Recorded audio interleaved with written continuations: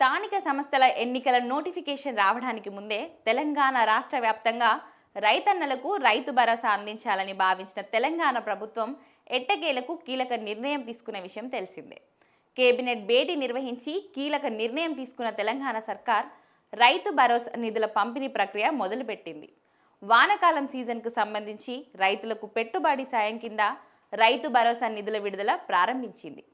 తొలి రోజు 2 ఎకరాల రైతుల ఖాతాలలో నగదు జమ. ఒక్కరోజే తొలి రోజు 2 ఎకరాల వరకు ఉన్న రైతులు అందరి బ్యాంక్ ఖాతాల్లోకి ఎకరానికి 6,000 చొప్పున రైతు భరోసా నిధులు జమ చేయనున్నట్లు వ్యవసాయ శాఖ మంత్రి తుమ్మల నాగేశ్వరరావు తెలిపారు. 41.25 లక్షల మంది రైతులకు సంబంధించి 39.16 లక్షల ఎకరాలకు 2,349.83 కోట్ల రూపాయల నిధులు విడుదల చేసినట్లు తెలిపారు. 9 రోజుల్లో రైతులందరి ఖాతాలలో రైతు భరోసా వేస్తామని, మిగిలిన వారికి కూడా వచ్చే 9 రోజులలో నిధులు విడుదల చేస్తామని వ్యవసాయ శాఖ మంత్రి తుమ్మల నాగేశ్వరరావు వెల్లడించారు.